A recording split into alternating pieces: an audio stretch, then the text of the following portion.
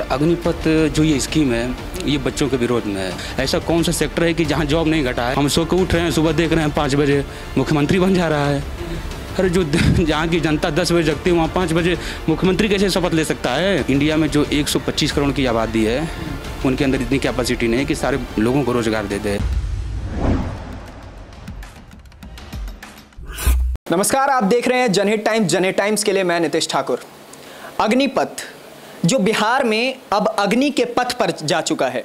ट्रेनों में अग्नि, हर जगह अग्नि, युवाओं के दिल में अग्नि। और हम उन्हीं युवाओं से बातचीत करने के लिए आ गए हैं। और मेरे पीछे सारे के सारे कुछ आर्मी के तैयारी करने के लिए हैं और किसी स्टेट पुलिस के। कई सारी तैयारियों के बाद मैं जानना चाहता हूं इन सभी युवाओं से कि ये क्या चाहते हैं। अग्निपथ अग्नि के पथ पर चले या फिर वो जैसा होना चाहिए वैसे नहीं हो रहा है। इन सभी चीज़ों को जानने के लिए हमारे साथ युवा है। जी, आप किस चीज़ की तैयारी कर रहे हैं? सर मैं तो अभी सिविल सर्विस की तैयारी कर रहा हूँ। सिविल सर्विस जी। तो अग्निपथ स्कीम के बारे में आप क्या सोचते हैं? सर अग्निपथ जो ये स्कीम है ये बच्चों के विरोध में है, क्योंकि जो गवर्नमेंट अभी अपना डेटा दे रही है कि 10 लाख बच्चों को जॉब देंगे। इससे पहले तो इन्होंने कहा था कि हम 11 लाख बच्चों को जॉब देंगे, 2 करोड़ बच्चों को देंगे। तो 2 करोड़ बच्चों को जॉब तो मिला नहीं। ये बोले थे कि बाहर से हम इन्वेस्टमेंट लेके आएंगे। बच्चों की कैपिटल इनकम नहीं बढ़ी, एजुकेशन में शिक्षा नहीं बढ़ा। तो ओवरऑल जब तक आप ग्राउंड पर नहीं डेवलप करोगे तो यहाँ तक कुछ कर नहीं पाओगे। यहाँ 11 लाख रुपये में क्या होगा? आप महंगाई देख लो। 4 साल के बाद बच्चे करेंगे क्या? आप ये बताओ। 4 साल बच्चे जब आएंगे वापस तो आप बोलो कि इनको ट्रेन करेंगे, छोटे छोटे फॉर्म में ले जाके भेजेंगे।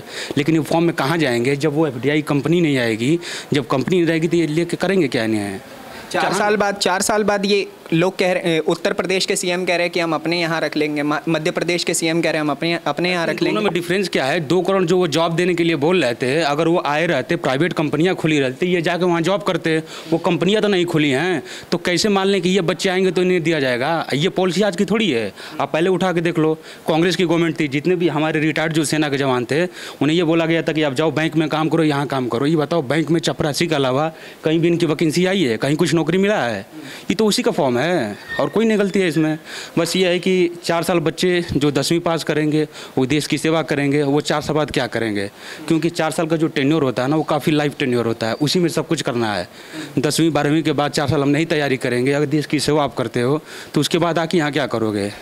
लेकिन ये भी कह रहे हैं कि हम तो 25% जवानों को हमेशा के लिए रख लेंगे, एज यूजुअल जैसे होता है। ये जो 25% रख रहे हैं वो बोल रहे हैं कि हम मॉडर्नाइजेशन करेंगे, चीज़ों को मॉडर्न बनाएंगे। आप ज़रा ये सोचो कि हम जिस तकनीकी पर चल रहे हैं, जो इंडियन आर्मी है, जो हमारे बॉर्डर्स हैं, वो बॉर्डर्स का जो टैक्टिकल्स है, जो जोग्राफी जो लोकेशन है, वो ऐसा लोकेशन है कि बिना मॉडर्नाइज आर्मी के आप कोई भी टेक्नोलॉजी कर लो कुछ नहीं हो पाएगा। साइंस टेक में लाख डेवलप कर लें और जिनसे हमारी बाउंड्री टच करती है वो हमसे ज़्यादा मॉडर्नाइज है। वो 4 कहने का मतलब ये है कि आप जो अलग अलग क्षेत्र में पैसे खर्च कर रहे हो वहाँ से 1% पैसे बचाओ। आप डिफेंस में खर्च करो 4% 5% पैसे खर्च कर रहे हो, वहाँ 10% कर दो। अर्बन मिनिस्ट्री में आप देखो ना, जितनी हमारी मिनिस्ट्री होती है, हर एक मिनिस्ट्री में देखो कम से कम 200-400 करोड़ रुपये का घोटाला होता है। आप इसे रोक दो, ये सारे पैसे उठा कर डिफेंस मिनिस्ट्री में खर्च करो। डिफेंस में क्यों नहीं हम टेक्निकल में जाएंगे? और दूसरी बात कि जितने भी बच्चे एजुकेटेड हैं, आप जो विदेश जा रहे हैं उन्हें जाने से रोको। आप तो उन्हें कुछ जॉब दे नहीं रहे हैं, गवर्नमेंट की जॉब है, आप उठा के देख लो। ये स्कीम आज से थोड़ी लागू है, 4 साल पहले से स्कीम लागू है आपकी। आप ये देखो, सीजल के पहले 17,000 वैकेंसी आती थी, आगे 6,500 टिक गई। CHSL की 6,000 आती थी, आगे 2,000 पे टिक गई। UPSC 1200 आता था, आगे 600 पे रुक गया। ऐसा कौन सा सेक्टर है कि जहाँ जॉब नहीं घटा है? बस ये छोटे मोटे बच्चे थे, इन्हें भी साथ में ले लिया। क्या चीज़ है? ये चीज़ें फुली प्राइवेट हो रही है। और दूसरी बात कि प्राइवेट का जड़ तभी मजबूत होगा जब प्राइवेट का आप मजबूती से आधारखंड नहीं मजबूत करेंगे। बच्चों को पहले आप एजुकेट करिए, एजुकेशन दीजिए, लोगों की पर कैपिटा इनकम बढ़ाइए। जब तक सोर्सेज सारी चीज़ें हमारे पास नहीं रहेगी ना तो हम ऊपर नहीं जा सकते हैं। अभी हम सोशली बहुत बैकवर्ड हैं। हम बात करते हैं कि रातों रात डिजिटल बन जाएं, ऐसे डिजिटल नहीं होता है। डिजिटल के लिए आपको बढ़िया प्लेटफॉर्म करना पड़ेगा, इनोवेटिव प्रोग्राम्स लेके आने पड़ेंगे। जैसे आपने देखा होगा 2019 में कस्तूरी रंजन साहब की रिपोर्ट आई थी, आपने देखा होगा। उन्होंने बोला था कि 1 से 5वीं तक को बच्चों के बैकबोन मजबूत करेंगे, उन्हें प्रॉपर वाले एजुकेशन देंगे। तो ये चीज़ें आपको नर्सरी लेवल पर काम करना पड़ेगा, बच्चों को न्यूट्रिएंट बनाना पड़ेगा, तब कहीं जाकर फ्यूचर तैयार कर पाओगे। आप सोच रहे हो कि आज रात को जगह सुबह देश को डेवलप कर दें। अभी आप श्रीलंका के देख लो हाल क्या हुआ। रातों रात जगह बोला कि देश में ऑर्गेनिक फार्मिंग होगी, सुबह सुबह देखो पूरे 10 दिन बाद में क्या हुआ? इमरजेंसी लागू हो गया। पूरा पर कैप्टन का बोलो कि फाइनेंशियल इमरजेंसी आ गई, इंटरनेशनल मॉनेटरी फंड ने पैसे देने से मना कर दिया। तो कोई चीज़ की एक औलता थी। सबसे बड़ी बात है कि आप डेमोक्रेसी के देश में हो तो कम से कम कोई भी जो बिल ला रहे हो ना, तो कम से कम विपक्ष में भी आप रखो। विपक्ष में जब चर्चा होती है तो ये होता है कि न्यूज़पेपर जो होते हैं इन्हें कॉन्स्टिट्यूशनल राइट्स है, कुछ चीज़ों को पब्लिश करते हैं न्यूज़पेपर में ताकि हमारे पास पहुँचे। हम सुबह सो रहे हैं, कुछ मालूम नहीं चल रहा है, हम सो के उठ रहे हैं, सुबह देख रहे हैं 5 बजे मुख्यमंत्री बन जा रहा है। अरे जो जहाँ की जनता 10 बजे जगती है वहाँ 5 बजे मुख्यमंत्री कैसे शपथ ले सकता है? तो वही चीज़ है। तो मैं बस यही कहना चाहूँगा कि थोड़ा सा बच्चों के भविष्य के बारे में देखें। आप बताइए, आप किस चीज़ की तैयारी कर रहे हैं? मैं उत्तर प्रदेश पुलिस की तैयारी कर रहा हूँ। यूपी पुलिस की तैयारी कर रहे हैं। कैसा लगा अग्निपथ स्कीम? अग्निपथ स्कीम जो है बिल्कुल बेकार बकवास है। मैं इसका पूरी तरह से विरोध करता हूँ। देखिए, अग्निपथ जो स्कीम है, ये इसमें 4 साल की नौकरी मिलेगी बच्चों को। 4 साल की नौकरी में क्या कर लेगा आदमी? अपना घर बना लेगा, घर खरीद लेगा, क्या कर लेगा? 11 लाख में क्या कर लेगा बच्चा? कुछ नहीं कर सकता 11 लाख में। 11 लाख एक, देखो सबसे बड़ी बात तो है, पैसों की बात तो नहीं है देश में जाने के लिए। देश में बात देश प्रेम की, बात देश प्रेम की है। सबसे आपने बताया, बात ये देश प्रेम की है। देश प्रेम के लिए ही बच्चा सेना में भर्ती होने के लिए जाता है। एक सेना की तैयारी करने के लिए बच्चे को 3 से 4 साल तक लग जाते हैं उसको जाने के लिए। और ये ज़रूरी नहीं है कि वो कि फिजिकल क्वालिफाई करने के बाद कि वो सेना में भर्ती हो जाएगा। उसके लिए उसको रिटन भी क्लियर करना पड़ता है, मेडिकल में पास होना पड़ता है, पीईटी पीएचडी सब क्लियर करना पड़ता है, तभी बच्चा आर्मी में, सेना में मतलब भर्ती हो पाता है। और देखिए, भर्ती होने के बाद भी बहुत सारे काम है, भर्ती हो जाएगा। तो ये टीओडी जो स्कीम है बिल्कुल बकवास है एकदम। मैं इसका पूर्ण तरह से विरोध करता हूँ। मैं यही कहना चाहूँगा, ये बिल्कुल बातल पर सही तरीके से लाया जाए। जी, आप क्या कहेंगे? आपका क्या कहना है अग्निपथ स्कीम के बारे में? अग्निपथ स्कीम मेरी तरफ से तो बिल्कुल बकवास है। मेरे पूर्ण रूप विरोध करता हूँ, क्योंकि ये कह रहे हैं कि 75% को वो 25% रखेंगे और 75% को रिटायरमेंट कर दिया जाएगा। 75% 4 साल बाद क्या करेगा? दूसरी बात, आप कह रहे बोल तो रहे हैं कि 4 साल बाद हम यूपी गवर्नमेंट में रख लेंगे, कभी मध्य प्रदेश गवर्नमेंट पे यूपी वालों को ही नहीं रोजगार दिया जा रहा, तो वो भी 75% को क्या देंगे? और 75% को रोजगार किस किस को दोगे? 75% जब रिटायर होकर आओगे, बेरोजगारी का स्तर कहाँ जाएगा? जो पहले ही बेरोजगारी का स्तर इतना अप है और 4 साल बाद और बेरोजगार हो जाएंगे तो उनको कहाँ कहाँ रखोगे तुम? 75% में 10% वो दे रहे हैं, 10% किस किस को रोजगार दे दोगे तुम? पहले ही बेरोजगारी का स्तर इतना अप है, बेरोजगारी का स्तर और ज़्यादा बढ़ जाएगा 4 साल बाद। 4 साल में क्या, एक जो इंडियन आर्मी में जाता है एक मिडिल क्लास फैमिली का ही जाता है, कोई पैसे वाला तो आदमी जाएगा नहीं। 4 साल बाद आगे क्या करेगा वो? या तो इधर उधर धक्के खाएगा या अपना उसका बेरोजगारी का स्तर और हाई जाएगा। उससे कोई बेनिफिट, एक भी बेनिफिट बता दो कि इससे ये बेनिफिट होएगा। बड़े बड़े उद्योगपतियों का भी कहना है कि भाई हम इन्हें अपनी कंपनी में जॉब देंगे, जगह देंगे। जो महिंद्रा है उसने भी बोला है कि हम रखेंगे। जी जी, बड़ी बड़ी कंपनियों में जो ये उद्योगपति बोल रहे हैं कि हम इनको सेवा करें, लेकिन कोई क्लर्क तो बन नहीं सकता उसमें। आर्मी में जाने के बाद, आर्मी में जो सेवा करके आ गया तो वो सिक्योरिटी गार्ड की नौकरी करेगा। सिक्योरिटी गार्ड में क्या कर लेगा वो? ये नॉर्मली 10 या 15 हज़ार में मिलेगा उसको। जो उनसा बंदा 30,000 से 10-15 हज़ार में आएगा, वो क्या कर लेगा? 4 साल के बाद कुछ नहीं कर सकता है। 10-15 हज़ार में उसको ये मान लो महंगाई का स्तर इतना हो गया है भाई, खाना भी नहीं खा सकता 10-15 हज़ार में आदमी शहर में रहने के बाद। गांव में तो भाई सिक्योरिटी गार्ड की नौकरी नहीं मिलेगी, शहर में आगे मिलेगी सिक्योरिटी गार्ड की नौकरी भी। और सिक्योरिटी गार्ड की नौकरी में भाई कुछ नहीं हो सकता है।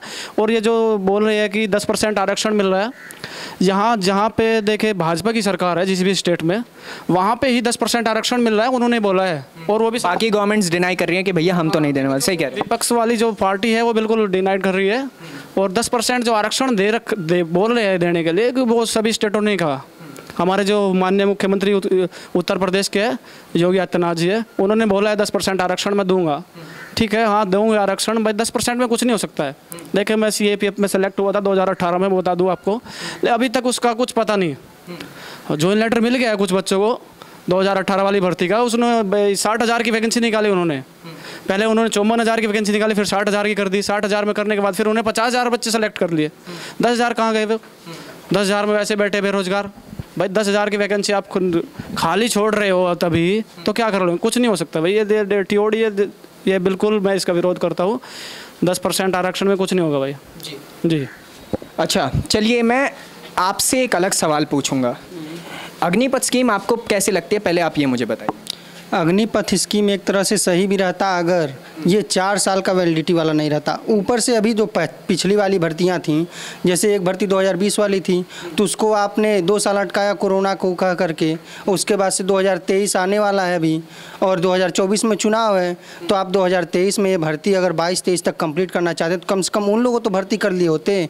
उन लोगों को भी आपने धीरे से छांट दिया कि उन लोगों का मेडिकल सर्टिफिकेट था, कह रहे हैं कि मेडिकल सर्टिफिकेट अब पता नहीं काम करेगा नहीं करेगा, दोबारा मेडिकल सर्टिफिकेट करा लीजिए फिर उन लोगों का, लेकिन वो भी नहीं कराना है, सीधे भर्ती कैंसिल कर देना है और नया भर्ती लाना है। तो आखिर उन लोगों का भी तो एज लिमिट चला गया होगा। अभी आज ही मैंने एक वीडियो देखा, एक लड़का था वो बेचारा 23 प्लस हो चुका है, आपने पहले 21 किया, 21 से 23 किया, वो 23 साल 4 महीने का हुआ, तो 4 महीने की वजह से उसकी ज़िंदगी बर्बाद है फिर तो। और वो तो बेचारा एग्ज़ाम दिया था, एग्ज़ाम क्लियर भी किया था, सब कुछ किया था, उसका बस ज्वाइनिंग लेटर मिलना बाकी था। तो ऐसे ऐसे बच्चे बचे हुए हैं, तो उन लोग की ज़िंदगी तो बर्बाद आपने कर ही दी है, और बाकी जो बच्चे हैं उनको 4 साल बाद अब बर्बाद करेंगे, और क्या बचा है। अच्छा, तो अग्निपथ स्कीम पसंद नहीं आई मान लिए, लेकिन ये जो बिहार में बच्चे अग्निपथ स्कीम के विरोध में कर रहे हैं, क्या ये सही है? नहीं, ये आगजनी और ये सब तबाही करने से कोई फ़ायदा नहीं है। जिस हिसाब से ट्रेन में आगजनी हुई है और बच्चे एकदम विरोध प्रदर्शन में उतर गए हैं, क्या लगता है? नहीं, इसके लिए तो हम खुद विरोधी हैं। इतना ये सब करना तो बिल्कुल सही नहीं है, क्योंकि उससे तो अपना ही नुकसान है, अपने ही देश का आप घाटा करा रहे हो। 700-800 करोड़ का आपने ट्रेन में आगजनी करके इधर उधर आग लगा के बर्बाद कर दिया। कई जो प्राइवेट थे सामान, जैसे किसी की कार थी, गाड़ी थी, वो सब आपने जला करके तबाह कर दिया। आखिर वो बर्बादी तो अपने ही देश की है, ये सही नहीं है। चलिए सर, एक चीज़ मैं आपसे ये भी पूछना चाहता हूँ कि अग्निपथ स्कीम में ऐसा क्या ऐड किया जा सकता है या क्या हटाया जा सकता है जिससे वो थोड़ा बेहतर बन जाए?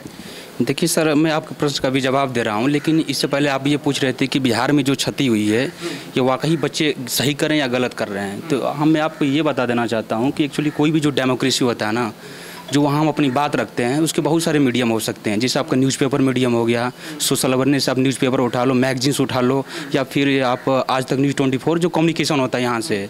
जब ये संस्थाएं अच्छी से काम करती है ना, तो हमारी बातों को लोगों के सामने रख सकते हैं। लेकिन जब ये संस्थाएं बच्चों के काम नहीं करती है, मतलब बच्चों की समस्याएं लोगों तक नहीं पहुँचाती है, तो लास्ट बच्चों के पास 2 ऑप्शन होते हैं। या तो डिस्ट्रिक्ट लेवल पर जो पब्लिक प्लेस होता है वहाँ जाकर धरना दें, आज वो पक्ष में नहीं है क्योंकि वहाँ कभी भी लाठीचार्ज हो सकता है। तो ये क्या है ना कि बच्चे एक टैक्टिक्स अपना रहे हैं, इंडिविजुअल सत्याग्रह, मतलब कि आप छिटपुट करो, आप आंदोलन करो, लेकिन ऐसे छुटपुट आंदोलन करो कि सरकार उससे उभर ना पाए, निकल ना पाए। मतलब प्रशासन कहाँ रोकेगी? एक डिस्ट्रिक्ट का जो प्रशासन होता है, एक थाने भी तो 40 गांव पे होते हैं, कितने पुलिस वाले होते हैं? 20 से 25 होते हैं। आप देख लो, 20 से 25 होते हैं, वो कितने गांव को संभालेंगे? अगर ऐसे करते हो तो पब्लिक लॉस होता है, पब्लिक प्रॉपर्टी का लॉस होता है। तो जब सारे के सारे हथकंडे खत्म हो जाते हैं तो बच्चों के पास सिर्फ एक ही ऑप्शन होता है कि अपनी बात को कैसे रहे। आप पहले भी देख लो, ये इतिहास रहा है कि इंडिविजुअल सत्याग्रह हमेशा सक्सेस हुआ। पब्लिक प्रॉपर्टी बैठ के, सरकारी जो डीएम आवास के सामने होता है, जो ऑफिस के सामने होता है, वहाँ बैठ के धरना दोगे, आपकी कोई सुनवाई नहीं होगी। हो सकता है कि लाठी भी चार्ज हो जाए। आपने देखा उत्तर प्रदेश में भी 69,000 वैकेंसी आई थी, बच्चे जाके टीचर की जाके बच्चे वहाँ पर लखनऊ धरना दे रहे थे, ज्वाइनिंग के लिए कर रहे हैं कि हमें ज्वाइनिंग दी जाए, लेकिन उनके ऊपर क्या हुआ आपने भी देखा। तो क्या है ना कि आप पब्लिक प्लेस यूज करते हो, मैं इसके फेवर में हूँ, बट सबसे बड़ी समस्या ये है ना कि जब मशीनरी बढ़िया से काम कर रही हो, जब हमारी आवाज़ को उठाया जा रहा हो, उसका हम यूज करेंगे। लेकिन आप देख लो आज तक की कितनी न्यूज़ संस्थाएं हैं जो हमारे लिए काम कर रहे हैं, सब इसके फेवर में बोल रही हैं। अरे 2-4 गलतियाँ तो सब में होती हैं। अब टीओडी के थोड़ा सा विपरीत में बोलो, विपक्ष में बोल के देखो ना, कमियाँ तो इसमें हैं। आप ये बताओ, 4 साल मैं भी बोल रहा हूँ, महेंद्रा जी बोल रहे हैं, सब बोल रहे हैं दे देंगे। ये बताइए, मोदी जी का वादा आज पहली बार थोड़ी है। ये बोले हैं कि 10 लाख जॉब देंगे आईटी सेक्टर में, पब्लिक सेक्टर में, हमें आपको पागल बनाने के लिए कि जो बच्चे हैं ये पढ़ाई में फिर से बिजी हो जाएं।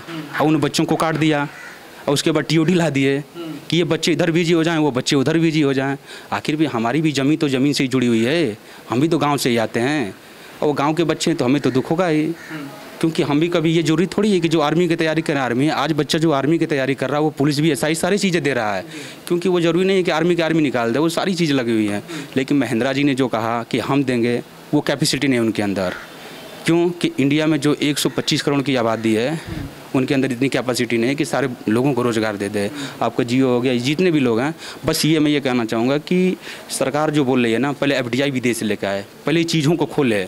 जब देख ले कि सारी कंपनियां धरातल स्तर पर, ज़मीनी स्तर पर बेहतरी तौर से काम कर रही है, अब उन्हें एम्प्लॉयमेंट की ज़रूरत है, तो आप जनरेट करो। आप देख लो, इससे पहले एक प्रधानमंत्री कौशल विकास योजना आया था। इसमें क्या नियम था, हर डिस्ट्रिक्ट लेवल पर जो पार्लियामेंट्री होते हैं, पार्लियामेंट्स जो मेंबर होते हैं, वहाँ मशीनरी लोगों को ट्रेन करेंगे, गरीब लोगों को, औरतों को सिलाई सिखाएंगे, जो चाहें जो अपना स्किल सीख सकते हैं। फिर उनको सर्टिफिकेट दिया जाएगा। फिर जो प्राइवेट कंपनियों में इनकी ज़रूरत होगी उनको उनका नियुक्ति कर दी जाएगी। वो कंपनियाँ कहाँ गई, वो तो सर्टिफिकेट लेके गाँव में घूम रहे हैं। तो ये स्कीम अलग थोड़ी है। आप कोई भी स्कीम आप अलग से नहीं बना सकते। आप देख लो, देश में 52 मंत्रालय होते हैं, 1947 से स्कीम बनाई जा रही है। गरीबों के लिए स्कीम, गरीबों के लिए स्कीम। आज तक कौन सी स्कीम है जो गरीबों के लिए बची है? आप उसी में सब एक अमेंडमेंट करते हो, एक सुधार करते हो, अलग से नाम दे देते हो। तो नाम से नहीं, आज हमारे देश में ज़मीनी स्तर पर नियम को लागू करने की ज़रूरत है। हवाई में तो बहुत सारी स्कीम चल रही हैं, ज़मीनी स्तर पर नहीं लागू करेंगे, ज़मीनी स्तर पर नहीं दिखेगा तो समस्या होगी। क्यों कि अगर इनकी सारी पॉलिसी अगर ज़मीनी स्तर पर एग्जीक्यूट होती तो आज देश में इतना भूचाल नहीं आता। आप देख लो ना, यहाँ अगर 100 बच्चे देखो। आपको क्या लगता है भारतीय जनता पार्टी में ऐसी क्या दिक्कत है कि वो किसान बिल लाती है तो दिक्कत आ जाता है?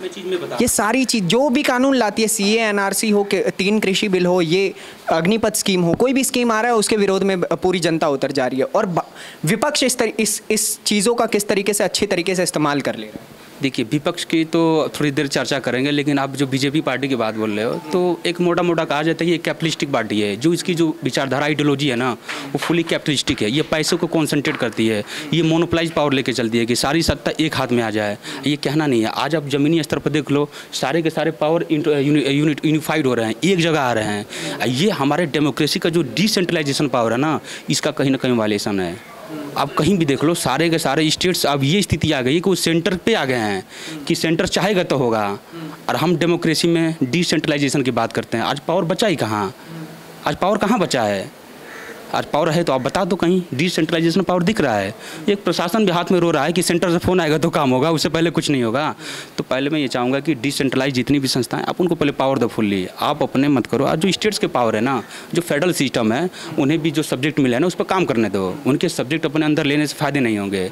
इनकी जो विचारधारा की बात कर रहे थे, कैपिटलिस्टिक है। इनका पहले से चीज़ें हैं कि पैसे को कॉन्सेंट्रेट करो, पावर कॉन्सेंट्रेट करो। हालांकि जो कांग्रेस की सोच है वो सोशलिस्टिक है, समाजवादी है, थोड़ा सा उसका मॉडल अलग है। तो मैं ये बोलता हूँ कि कोई पार्टियाँ, मैं ये नहीं कहता हूँ कि बीजेपी बढ़िया, कांग्रेस बढ़िया, सारी के सारी जो पार्टियाँ एक जैसी हैं। फ़र्क ये पड़ता है कि कोई 65% सही है, कोई 66%। हम क्या करेंगे? 66 वाले को छोड़ के 65 को चुनेंगे, यही तो करेंगे बस। तो आप कैसे संभालेंगे? कल को जाके आप भी IAS बनेंगे तो आप कैसे संभालेंगे? आखिरकार आपको भी उन्हीं के अंदर काम करना पड़ेगा। देखिए, आप प्रशासनिक तौर पर जाते हैं तो आपके ऊपर तमाम दबाव पड़ेंगे, लेकिन आप क्या ना, वो दबाव आपको देखना पड़ेगा। जो हमारे मॉडल्स होते हैं कि चलो ठीक है, आज सरकार क्या की है कि लोगों की समस्याएं प्रशासन के पास नहीं जाती थी, तो सरकार ने क्या किया, चलो ठीक है, एक ई-गवर्नेंस सिस्टम लाते हैं, ऑनलाइन FIR लेके आते हैं। FIR क्या है? जैसे मानते हैं कि आप थाने पर जाते हैं, आपका FIR रजिस्टर्ड नहीं होगा। सरकार ने बोला कि हम FIR लेके आएंगे, इलेक्ट्रॉनिक, घर से बैठे FIR रजिस्टर्ड कर दो। अगर FIR एक बार रजिस्टर्ड हो जाता है, देन 24 आवर के अंदर उन्हें एक्शन लेना पड़ेगा। तो ऐसे सिस्टम को आप क्या करो ना कि एक्टिवेट करो, इन चीज़ों को जागरूक करो। आप RTI लेके आ गए। RTI में क्या था, हम एक बार जाकर प्रशासन से पूछेंगे, वो चीज़ें नहीं बताएगा। एक बार RTI ऑनलाइन रजिस्टर कर देते हैं। ये सब चीज़ें क्या ना, हथकंडे हैं। तो थोड़ी थोड़ी चीज़ों में ना लोगों को कैसे करप्शन से कम किया जाए, हम प्रयास कर सकते हैं। देखिए, किसी भी देश में, USA भी बहुत टॉप मॉडल देश है, लेकिन करप्शन वहाँ भी है। आप करप्शन से भाग नहीं सकते। हाँ, सिर्फ प्रयास हम कर सकते हैं। तो हम प्रयास कर सकते हैं। तो जो छोटे मोटे जो समस्याएं हैं ना, उन्हें जितना हम दूर करेंगे, तो ये सारी समस्याएं कब होती है? जब ग्राउंड रियलिटी पर आदमी अनएजुकेटेड होता है, पैसे कम होते हैं, इकोनॉमी कम होती है, बढ़िया इंफ्रास्ट्रक्चर नहीं होता है, रोड ट्रांसपोर्ट फैसिलिटी नहीं होती है। आप धीमे धीमे काम करो ना, गाँव के रोड को तैयार करो, लोगों को एजुकेट करो, लोगों को सारी सुविधाएँ दो। लोग थोड़ा सा जैसे ही एजुकेट होने लगेंगे तो इन गलत चीज़ों से हटने लगेंगे। तो सरकार को ग्राउंड, मैं बार बार बोलता हूँ कि ग्रास रूट पर काम करना पड़ेगा। आज 47 के बाद हम लाख आज़ाद हो गए हैं, लेकिन गांव वहीं का वहीं रह गया है। शहर की तुलना में आप देख लो ना, आप कहते हो 47 के बाद आज़ाद हुआ, सिर्फ एग्रीकल्चर सेक्टर ऐसा सेक्टर है कि लोगों की आमदनी नहीं बढ़ी है। जो जवान 2000 रुपया कमाता था 47 में, आज कुछ नहीं तो आते आते आते वो 22,000 रुपया उतार रहा। 50 गुना 100 गुना आमदनी बढ़ी कि नहीं बढ़ी? लेकिन उस समय भी चावल आना 6-8 रुपया बिकता था। आज भी गाँव में जाके देख लो कितना बिकता है। क्या है? इसको आप विकास कहोगे? जो 47 में 8-10 मिलता था, आज भी गांव में 10 रुपया ही बिकता है। हाँ, इन्होंने थोड़ा सा पब्लिक डिस्ट्रीब्यूशन जो बीच वाले हैं, इंटरमीडिएटर हैं, APMC मॉडल है, इन्होंने थोड़ा किया है, लेकिन यह है कि फिर भी समस्या बनी है। पुलिस की, UP पुलिस की, तो कैसी लगी अग्निपथ स्कीम? अग्निपथ स्कीम अच्छी नहीं है, और अच्छी के साथ साथ इन्होंने बहुत ही मतलब ऐसे काम किए जैसे कि कोरोना में जो बच्चे 2 साल तक थे ये वेस्ट हो गए। उसके बाद जो बच्चे सेलेक्टेड हुए थे उनको भी रोक दिया उन्होंने।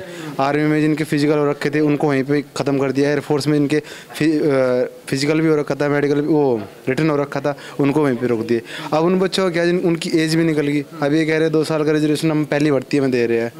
अब बच्चा जब तैयारी करता है ना तो उसके पैसा भी लगता है, टाइम भी लगता है। अब जो गांव के लोग होते हैं ना उनके माँ बाप इतना अफोर्ड नहीं कर सकते कि उनका बच्चा इतने दिन तक हम उनको खर्चा देते रहे। जब बोलते हैं कि भाई तेरे पास 1 साल है तो 1 साल तक पढ़ ले, इसलिए तो उन्होंने आपको 4 साल का मौका दे दिया, इसमें कमा लो ढंग से, फिर करते रहो जो करना। ये कमाने 4 साल के बाद क्या करेंगे जी? 4 साल के बाद बिजनेस करेंगे क्या? 11 लाख से बिजनेस होता है क्या? 11 लाख से रेडी लगती है। अरे यार, यूपी पुलिस कह रही है कि हम नौकरी देने को तैयार है, मध्य प्रदेश पुलिस कह रही है हम नौकरी देने को तैयार है। हम नौकरी देने को तैयार है। अभी जितने बेरोजगार है उनको दे लो। इनको क्या दोगे? पहले तो उनको ही दे लो जो बचे हुए हैं, जो बचे हैं उनको दे लो, फिर इनको क्या देंगे? पहले उनको देने चाहिए ना। अब सब मतलब ये है घुमाने वाली बात है। और ये इस तरह से प्रचार कर रहे हैं लोग इसका, जैसे भाई आलू बेच रहे हो कि नहीं स्कीम में ये फ़ायदे है, ये फ़ायदे। न्यूज़ वाले बताओ, न्यूज़ वाले इस तरह से बता रहे जैसे कि इसमें ये फ़ायदे है, इसमें ये फ़ायदे। जैसे कोई पेन बेचने वाला था ना, ये पेन लो, इस पेन में इतनी क्वालिटी है, इसको 1 बटन दबाएंगे लाल चलेगा, 1 बटन दबाएंगे नीला चलेगा। तो इस तरह के फ़ायदे गिना रहे हैं। ये तो बेतुक की बात है बिल्कुल। तो इसमें एक भी फ़ायदा नहीं नज़र आता है आपको? फ़ायदे नहीं है, फ़ायदे भी नहीं कह सकते। 4 साल के लिए आपको बॉर्डर पे भेज रहे हैं, करिए काम। ऐसा हो जाता भाई, चलो देश की आर्थिक व्यवस्था खराब है इसलिए सरकार इसको, देखो सरकार भी कोई काम करते है उसको समझे करती है। कहीं ना कहीं देश की आर्थिक व्यवस्था खराब है तो इसको इस तरीके से लेती कि बच्चों का भी ध्यान रखा जाता और उनको भी, सरकार को भी होता। मतलब उसमें कुछ ना कुछ वो करते, इधर उधर से कटौती कहीं ना कहीं से करके मैनेज करते। इन्होंने एकदम से सारा बार मतलब छोटे, मतलब गरीब के बच्चे सेना में कौन जाता है, सोल्जर ये मतलब GD में कौन जाता है? गरीब के बच्चे जाते हैं। अब गरीब के बच्चों के पास ये ऑप्शन होता है तैयारी करो तुम, एक सिक्योर लाइफ हो जाएगी। ठीक है, सेना में उनका जज्बा होता है कि हाँ मैं अपनी पूरी लाइफ एक आर्मी को दे रहा हूँ। अच्छा, एक बात बताइए, सैन्य के जितने भी बड़े अधिकारी हैं सबके सब कह रहे हैं कि भैया स्कीम बहुत अच्छी है, आ जानी चाहिए धरातल पे, युवाओं को इसका साथ देना चाहिए। तो जो आपके आइडल है वही कह रहे हैं कि भैया स्कीम अच्छी है, तो स्कीम आपको क्यों बुरी लग रही है? वो आइडल जो भी है वो बोल रहे हैं, उनको उनकी एज देखोगे कितनी एज है उनकी, बताना आप। जितने भी आइडल है 50 से प्लस ही होंगे और वो अभी मतलब अच्छे तरीके से सैलरी भी ले रहे हैं, उसके बाद रिटायरमेंट के बाद भी लेंगे, सब कुछ लेंगे। अब बताओ वो अगर ये बोले कि सबके लिए समान है तो लगे भी हाँ चलो भाई, जब बड़े बोल रहे हैं, जब बड़ों पे हो रही है तो सबके साथ फिर बोलने का मतलब ही नहीं बनता। अभी मतलब वही है कि एक तरह से छोटे बड़े अधिकारियों को कह रहे हैं कि वो ये ऐसा कह रहा है अपना काम बनता भाड़ में जाए। हाँ मतलब यही हुआ। अरे यार तुम देखो ना यार, वो इतनी एज के है उसके बाद भी वो सारी सुविधा लेते हैं। एक मतलब लेफ्टिनेंट होता है उसके अंडर में ना 4 सिपाही तो आते होंगे और उनके पीछे आगे पीछे घूमते हैं अच्छे से। चलो ठीक है, रूल है, अच्छी बात है भाई, वो मेहनत करेंगे, पर उनको भी इतना ही देना चाहिए जितना इनको देना चाहिए। और जबकि ग्राउंड लेवल पे तो वही काम करते हैं, सोल्जर ही हमारे। अभी आप बोल रहे थे कि जो हमारे देश में जितने भी जो हायर पब्लिक सर्विस हैं, जो पब्लिक ऑफिशियल्स हैं, अभी जो ड्यूटी में हैं, जो अभी रिटायर्ड हैं, हालांकि मेरे पास बहुत सारे सोर्सेज नहीं है बट मैं भी यूट्यूब देखता हूँ, तो यूट्यूब से मैंने देखा कि बहुत सारे जो रिटायर्ड जो लेफ्टिनेंट मेजर हो गए, जनरल्स हो गए या फिर आपके कर्नल हो गए, इनके स्टेटमेंट में अभी जो प्रेजेंट टाइम में जितने भी पब्लिक ऑफिशियल्स हैं जो हायर लेवल पे हैं, इनमें अंतर आ रहा है। आखिर ये दोनों की स्टेटमेंट में अंतर क्यों है? तो आप ऐसा कह रहे हैं कि जो अभी गद्दी पे बैठे हुए हैं उनके ऊपर सरकार का दबाव है, इसलिए वो हाँ कर रहे हैं, जी कर रहे हैं, लेकिन जो रिटायर्ड हैं उनके ऊपर किसी का दबाव नहीं है तो वो खुल के बात कर रहे हैं। तो मतलब आप अपनी आर्मी के लेफ्टिनेंट और जवानों पे ही क्वेश्चन मार्क खड़ा कर रहे हैं। हाँ, इसलिए मैं कहना चाहूँगा कि आज जो हम डेमोक्रेसी की बात करते हैं कि चलो separation of judiciary from the executive बोलते हैं, लेकिन हमारी जुडिशरी निष्पक्ष कहाँ है? अगर जो तीनों अंग जब तक निष्पक्ष नहीं होंगे तब तक चीज़ें चलेंगी कैसे? आप देख लो, हमसे जुडिशरी के बोलते हैं, यहाँ भी पोलिटाइजेशन है, एग्जीक्यूशन में पोलिटाइजेशन है। तो जब इन चीज़ों में पोलिटाइजेशन होगी तो एक जो पब्लिक ब्यूरोक्रेट्स होगा या देश के जो छोटे मोटे ऑफिसर होंगे, ये ट्रांसपेरेंसी के तहत काम नहीं कर पाएंगे। अगर ये ट्रांसपेरेंसी तभी काम करेगी, ये अपने काम को बेहतरीन तरीके से ज़मीनी स्तर पर तभी उतार सकते हैं जब बाहरी तरफ से इनके ऊपर कोई इंटरफियर ना हो। लेकिन आज देखो, ऐसी कौन सी संस्था है कि जहाँ आपका पोलिटाइजेशन नहीं हो रहा है? हर जगह देखिए राजनीतिकरण हो रहा है, राजनीतिकरण हो रहा है। और जब राजनीतिकरण होगा तो जो काम सही से होने वहाँ थोड़ी थोड़ी डिफ़ॉल्ट आपको डाइल्यूट चीज़ें दिखेंगी, और जब डाइल्यूट चीज़ें दिखेंगी तो समस्या आएगी। अभी आप बात कर रहे थे, ये जो लोग पॉलिसी बना रहे हैं ना, थोड़ा उनको भी सेक्रीफाइस करना चाहिए कि नहीं करना चाहिए। जो लाख 2 लाख रुपया ले रहे हैं, गवर्नमेंट ऑफ इंडिया उन्हें क्या नहीं देती है, सारे के सारे प्रिविलेजेस देती है। घर रहने के लिए बंगला देती है, आप लोकसभा मेंबर हो, जहाँ तक 545 के आसपास कैमरा आपको मिलेगा, पार्लियामेंट्री के बैठने के लिए सारी फैसिलिटी देती है, प्रिविलेज देती है, रहने के लिए घर देती है, तेल देती है। ऐसी कोई चीज़ नहीं जो आपको नहीं देते। इनको तो 5-10 रुपये में खाना भी फ्री मिल जाता है संसद में, घी के, देसी घी के खाने मिलते हैं इन्हें। लेकिन ये लाख रुपया क्यों? ये भी 5 साल की जॉब करेंगे, रिटायर होकर आएंगे तो इनको पेंशन। कहा तो ये भी जाता है पार्लियामेंट में, अगर आप एक दिन के लिए भी बैठ गए उसके बाद भी आपको जीवन भर पेंशन। तो मैं बोल रहा हूँ कि 5 साल बाद, वो तो हारना जीतना उनके ऊपर है। 5 साल बाद के बात कर रहे हैं। कह रहे हैं कि भैया सेक्रीफाइस इनको भी करना चाहिए, इनके भी पैसे कटे तभी हम अपने पैसे कटवाएंगे। ये बताइए, जैसे हमारे देश की सेवा ये लोग करते हैं, आर्मी वाले करते हैं, तो ये भी तो समाज सेवी होते हैं। तो देश का सेवा माना जाएगा, और समाज सेवी नहीं। तो समाज सेवी को भी थोड़ा सेक्रीफाइस करना पड़ेगा। आप पेंशन ले लो, 50% कर लो, क्या दिक्कत है? आपका तो वहीं घर है, हार के फिर वहीं जी लोगे। लेकिन जो जवान 4 साल के लिए जा रहे हैं उनके साथ क्या होगा? उनके आप ज़रा सोचो कि जो लेजिस्लेटिव असेंबली के मेंबर होते हैं, मेंबर ऑफ पार्लियामेंट होते हैं, उनको तमाम प्रिविलेज अलग से दिए जाते हैं। आप देख लो उनके पास कैसी चीज़ें दिखती हैं, लेकिन उनकी जो सैलरी पेमेंट है ना बहुत ज़्यादा हो गई है। तो थोड़ा सा डिडक्शन होना चाहिए मेरे अकॉर्डिंग। ये क्या ना कि आप आर्मी के जवानों में जोड़ दो। अब मैं बार बार बोलता हूँ कि स्कैम हो रहे हैं, स्कैम ना होता तो इतनी गलत चीज़ें नहीं मौजूद होती। अगर सही में गलत है तो कहीं ना कहीं चीज़ें गड़बड़ हैं, उन चीज़ों को आप सही करो। पॉइंट में भी हर जगह गलती पकड़ते हो तो कम से कम ये मान के चलो कि 10 से 12% टोटल जीडीपी के पैसे क्या होते हैं आपके करप्शन में जाते हैं। और डिफेंस में खर्च कितना होता है? 3%, 4%, 5%। 3% पैसे जोड़ दो ना, 3% खाली आप यहाँ DRDO में खर्च कर दो, इसरो में खर्च कर दो। घूम मारेगा सीधा अपना। क्या बात है, चांद के पार चले जाएंगे। लेकिन हमारी सेना कहाँ जाएगी? ये बच्चे, ये जवान जो अपनी तैयारियों में जुटे हुए हैं वो कहाँ जाएंगे? सवाल ये उठता है। इन्हीं सब सवालों के जवाब को लेकर के हम जनहित टाइम्स जन के हित में जाते रहेंगे, जनता के पास जाते रहेंगे, और जिसके लिए सवाल होंगे उनके पास आएंगे। यानी कि ये सवाल छात्रों का था तो हम छात्रों के पास आए और उनसे हमने उनके हिस्से के सवाल पूछे, उनके हिस्से के जवाब पूछे और जाना कि उनको कितना अच्छा लगता है और कितना बुरा लगता है अग्निपथ। देखते रहिए जनहित टाइम्स।